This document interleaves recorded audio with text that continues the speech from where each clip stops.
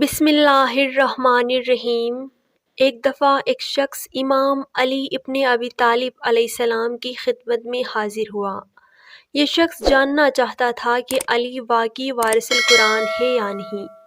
اس وجہ سے اس شخص نے امیر المومنین علی ابن ابی طالب سے ایک سوال کیا۔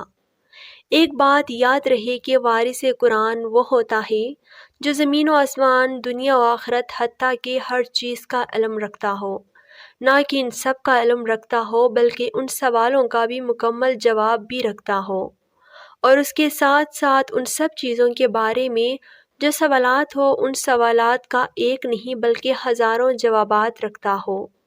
اس کو وارث القرآن کہتے ہیں۔ اس شخص نے یہ جاننے کے لیے کہ مولا علی واقعی وارث القرآن ہے یا نہیں، اس شخص نے مولا علی سے ایک سوال کیا کہ اے امیر المومنین علیہ السلام، میرے پاس بکریوں کا ایک جھنڈ یعنی ایک ریوڑ ہے۔ میں نے ان بکریوں کی نگرانی کے لیے ایک کتا رکھا، تو اس کتے کے ڈر کی وجہ سے میری ساری بکریاں اکٹھی رہتی ہیں، لیکن اے امیر المومنین، کچھ دن پہلے میری ایک بکری کے ہاں ایک ایسا بچہ پیدا ہوا۔ اس بچے میں بکری کی صفات تو ہیں، لیکن بکری کی صفات کے ساتھ ساتھ کتے کی صفات بھی ہیں۔ امیر المومنین، میں بڑا پریشان ہوں، مجھے یہ سمجھ نہیں آ رہا ہے کہ یہ بچہ کتا ہے یا بکری۔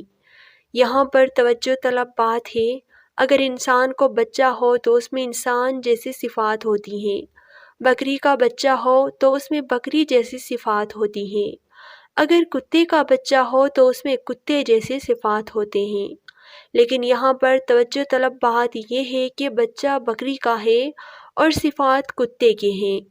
اس کے بعد جب اس شخص نے امیر المومنین علی ابن ابی طالب علیہ السلام سے سوال کیا تو امیر المومنین حضرت امام علی علیہ السلام نے فرمایا، اے شخص، اگر تو یہ جاننا چاہتا ہے کہ یہ بکری کا بچہ کتا ہے یا پھر بکری، تو تم اس بکری کی آواز کو سن۔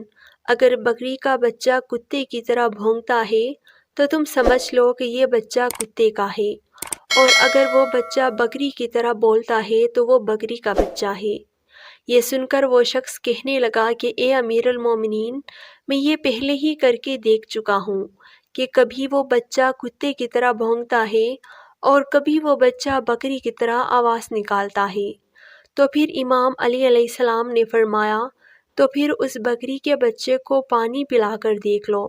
اگر بکری کا بچہ کتے کی طرح پانی چاٹ کر پیے تو پھر سمجھ لے کہ وہ بچہ کتا ہے، اور اگر وہ بکری کا بچہ بکری کی طرح گھونٹ گھونٹ لے کر پیے تو سمجھ لے کہ وہ بکری کا بچہ ہے۔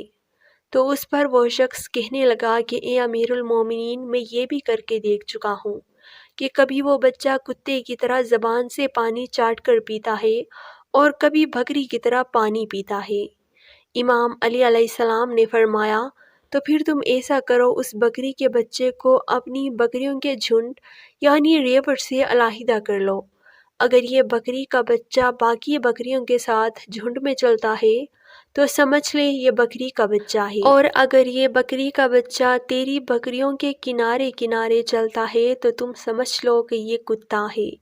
یہ سن کر اس شخص نے کہا، اے امیر المومنین، میں یہ بھی کر کے دیکھ چکا ہوں کہ کبھی وہ بچہ بکریوں کے جھنڈ میں چلتا ہے اور کبھی جھنڈ کے کنارے پر۔ تو اس پر امیر المومنین امام علی نے فرمایا، اچھا، تم ایسا کرو کہ اس بکری کے بچے کو گوشت کا ٹکڑا ڈالو، اگر وہ گوشت کو منہ لگا لے تو سمجھ لے وہ کتا ہے، اور اگر وہ گوشت کو منہ لگانے سے منہ موڑ لے تو سمجھ لے وہ بکری کا بچہ ہے۔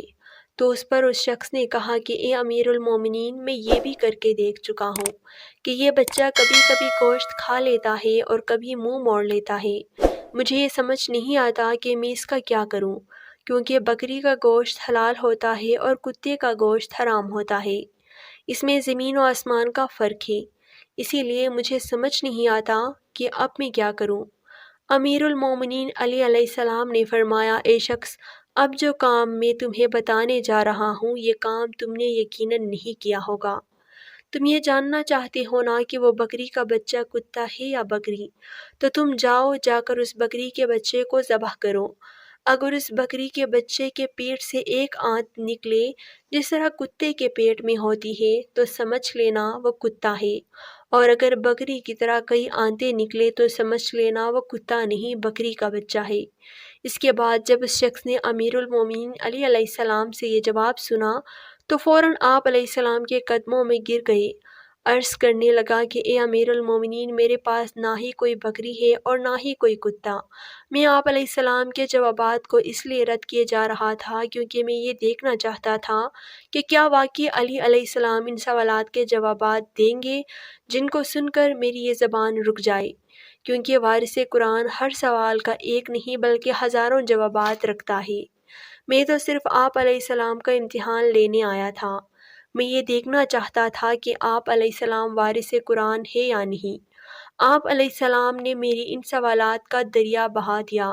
اگر آپ کی جگہ کوئی اور ہوتا تو میری سوالات کے جوابات کی ذرا بھی جسارت نہ کرتا، اور آج مجھے دل سے یقین ہو گیا ہے کہ علی ابن ابی طالب علیہ السلام وارث قرآن ہے۔